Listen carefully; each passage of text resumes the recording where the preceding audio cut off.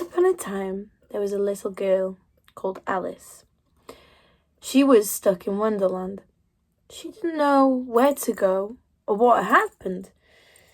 But she was walking through these streets, the floors made of candy floss, the walls of peppermint, little chocolate flowers spread around the floor. Suddenly, she hears a sound. Ah! Oh my God! And another sound. Ah! Everyone was screaming. She didn't know where the screaming was coming from until she turns back and this wave of chocolate sauce is coming down. It rushes down. Oh my God, it's awful. It's coming so fast. What is she going to do? There's a door next to me, next to poor little Alice. There's a door. She rushes into this door because this chocolate sauce was gonna drown her. It was gonna cover her and she wouldn't be able to breathe and there was nowhere else to go. So she opens the door and quickly goes inside. And it's so quiet. The tables are made of biscuit, glazed with this caramel sauce. The chairs are made of salted caramel.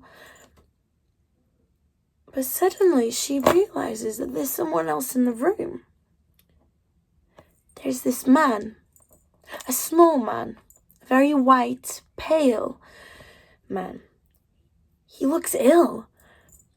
He wears these little glasses and she thinks, who is this? A prickly head reminded her of a cactus. And he stares. Alice was glad that she wasn't outside in that chocolate sauce event, but she was confused as to where she was now and what was going to happen. Suddenly, the man starts talking. Alice doesn't know what to do, so she sits down and listens to the man. As the man starts saying, he starts telling us a story. He starts telling Alice a beautiful story. Once upon a time, there was a little girl. She had discovered the power of storytelling. Storytelling was an amazing quality. This allowed for people to express their opinion, to express culture, to express knowledge through centuries.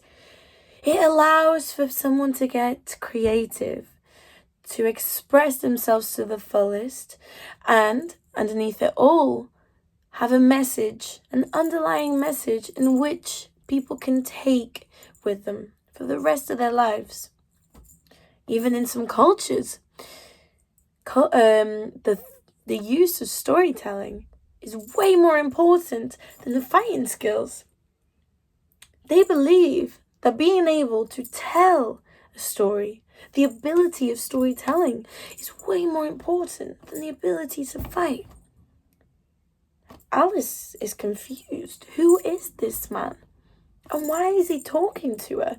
Why is he talking about this storytelling? She doesn't understand what storytelling is, but it seems so important. She asks. She puts her hand up, trying to grab the attention of this white pasty man. And the man ignores her. And suddenly, he allows her to speak. He points at her and he says, "Tell me." Alice is confused. Who is this man? And is it right for her to speak? Is this a test? Is something going to happen? Alice begs the question, "Who are you?" The man responds, "It's not about who I am, but about what I'm telling you. This is an experience. This is a story. And I'm trying to teach you something." Alice realizes that she shouldn't have spoke. So she becomes quiet. She continues to listen. She hears in the background the ocean of chocolate sauce still riveting, spiraling, moving around. It's chaotic. Whilst this talking is happening, she hears a faint background of noises of help and shoosh, whoosh, whoosh. So she doesn't want to go away, and she has nowhere else to stay. The man says, as he continues, "When I was a little boy, my mother would tell me stories when I was younger, and they were beautiful. I always thought it was about, the common sense of what she was telling me. But when I look back to it now as an adult, I've realized there was such an underlying story and message behind everything that she was telling me. It was beautiful. With stories, you're allowed to experience different cultures. You're allowed to transfer stories and knowledge through time. You can have a story that goes down generations for millions of years. Really, it's time traveling. We are able to access the events of such a long time ago."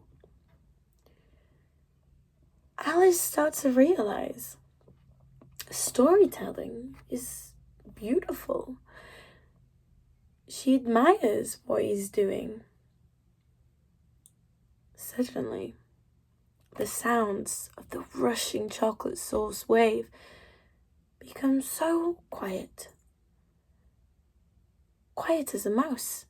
Actually, so quiet you couldn't hear anything. She walks out. She realizes to risk it all. She opens the door,